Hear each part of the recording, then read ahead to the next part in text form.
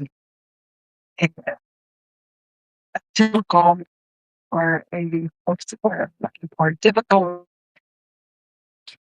my parents came in the country at refugees for 1997. I was born overseas. I had 4 adopted children who are from Africa. 3 of them are immigrants.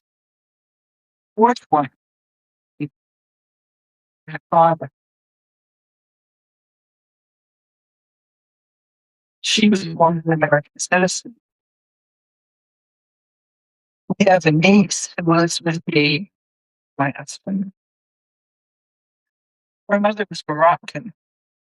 Her father was an American citizen. She was born in Morocco, American citizen, and came recently to the United States.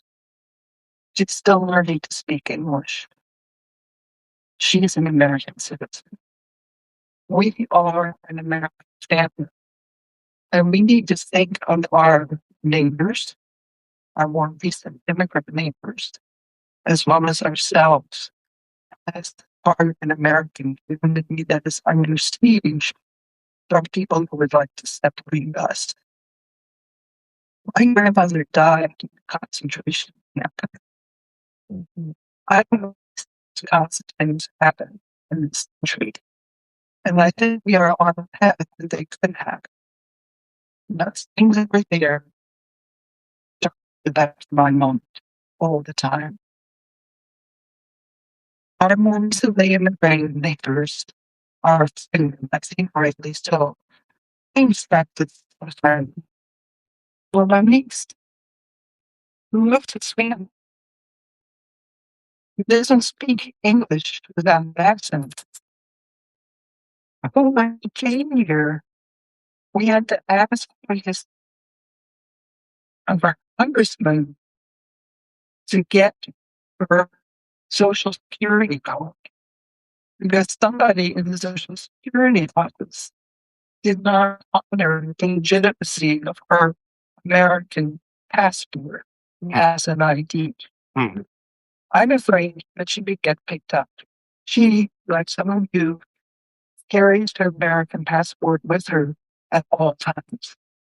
We are all responsible for making sure that all Americans, whether or not you have an American passport, because we are all Americans, we all live in this country, depend on the law of this country, depend on our representatives of this country to keep us free, to keep this land a land of opportunity that we came for, and a land of safety. And so I'm asking you, and I know from my history and from the stories that I grew up with, how difficult it is to stand up and say, no, this is what is happening here is wrong. This is not something I can just accept. And that means that we have to face our own government in a way that's sometimes uncomfortable and sometimes dangerous, then we need to do it. That we need to protect the United States of America, which has a legacy of hundreds of years now, still a very young country, of moving towards a great freedom. And really, I've lived all over the world. This country is amazing. This is the only country in the world where we have citizens from everywhere. We have people that speak hundreds of languages. We have people that come from hundreds of cultures. We have people that come from many religions. And for the most part, sometimes disagree. Sometimes, we don't really like each other very much. But most of the time, we get along pretty well. And that is really unusual, and that's something you should treasure and fight for. That's it. Thank you. We have a older can speak. Don't be tells that. It's like, long since you my name's Ramirez, Gresham, as you all know. I serve on the Youth Advisory Council, Starkey's a full-time staff for the city. And I think over that time and over those years, there's been like the feeling that the city of Gresham always tries to toe the line. The city of Gresham was the sanctuary city, I believe, under the last Trump administration. You have all operated under the state's sanctuary status and not declared that we are a sanctuary city. And I think with that comes a lot of mistrust in the government at large. There's a lot of mistrust with the federal government. Right? This is a safe community for you to operate in. We understand that not federal immigration that is happening. We know that you abide by the state level sanctuary promise to not cooperate or provide information that would aid in federal immigration enforcement. But people also need to know that you stand with us.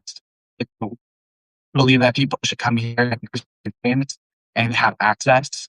And there's been a lot of things that you guys have set up with where we don't want to be performative. We don't want to have an empty resolution, which I agree with. And I think that's some of the things that were mentioned at the last stat update make us very hopeful, but there needs to be an ongoing commitment to those things.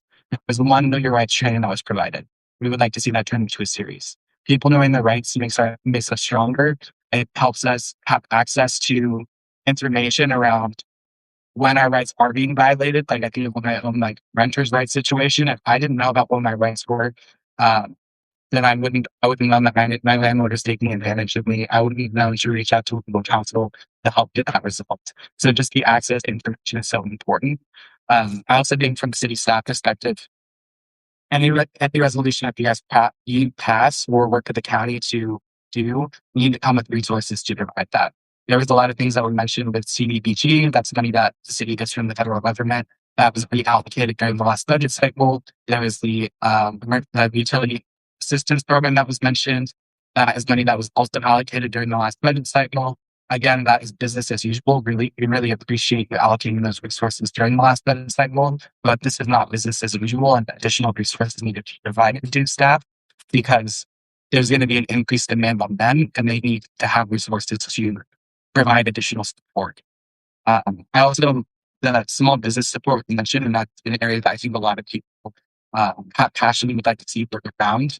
I will also encourage you to pursue what is the best partner for that. Is it FT Chamber of Commerce the best partner? I would look into how many Latino businesses are members in the chamber. I think personally, there's an economic development team that has a small business function within it. I think it would make you better routes through that. And then I would also like to see potentially this be looking to proactive zoning around preventing, like what we're seeing in Newport with a potential ice processing facility being looked at in a nice detention center, look at zoning to see how we can put preventative barriers and make less feeling being very hard to open up a facility here. You have all the into 3 work sessions ago, like limiting and putting rules around like emergency pod shelters. So with that same note, what would the use case look like for a processing or detention facility? We see that Portland has put a hefty fee for public safety onto those, so that disincentivizes the property owner from letting their facility be turned into an ICE detention facility or expanding. So I think we want to know that you see what the best for visibility is all right. That for transparency, there also hasn't been any public statements from you guys. There's been one public statement from the mayor that's buried on the city website. A lot of people actually prefer the mayor statement. So we would just like to see more public statements, about various statements and to tell the line. A lot of people edit quotes. If you don't stand for something, you're not law for everything, and we'd like to know that you stand with us. On December 16th, it's been a month. Yeah. I think I'm sorry, folks. We are running out of time. Hi, I'm a local Christian mentor. And a big thing that I noticed is that what you guys have to speak to is why it's this important. And as I've heard, it is important for local members. However, it does signal to the state leaders that this is important and what we want them to prioritize. It is an act of resistance. It also signals to other states and local counties that we support them and makes us all stronger. Uh, the more cities that stand together, the safer we are. And this is an election year, and it does set a precedence of what we want, and it has power. Thank you. Thank you, everybody, for coming. We like to be prompt at exact 7:30. So, yeah, thank everybody who's, especially those that speak up. And we, the city council that is working on this, and I'm sure the representative and the county is also in the process of doing things that look forward to talking more in the future. We don't do that at the list. We take the campus and if the reason to do that is again, I think he's heard that's what here. You speak guidance for that purpose. So that it's not gonna get more and there's a lot to process. And I'm just taking a lot of process. So that yeah. Just wanted to thank you, Ms. Gresham. This is my gallery. This is how we move things forward. Gresham is a place where you belong and also where you come. I appreciated hearing your truths. One of my mentors is Bishop John for Lawanda. He was the chief architect of the unity application process. And we said you have to look at the context in its entirety. And this is a piece of that. So thank you for standing up on behalf of staff. We're able to make it out this afternoon. We have still leadership and work to do. We all have relationships with folks here locally and nationally as well. So this is the tone, and it was done. The conversation was done in a way that's not only respectful, but that you gave us information to move off of. So thank you again, and my office is available. Yeah, thank you as well. Thank you, Council Diaz.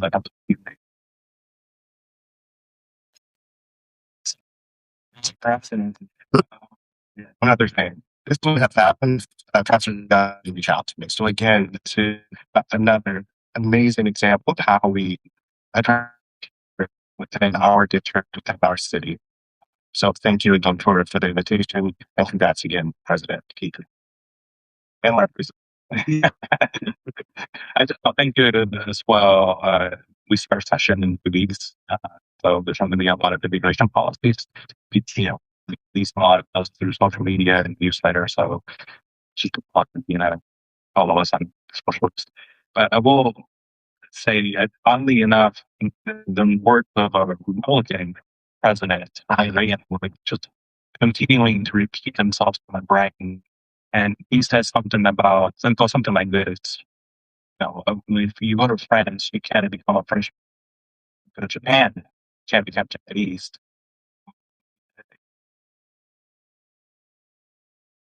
Oddly enough, it was a Republican president who said that. And I don't know why it was merciful to me to say,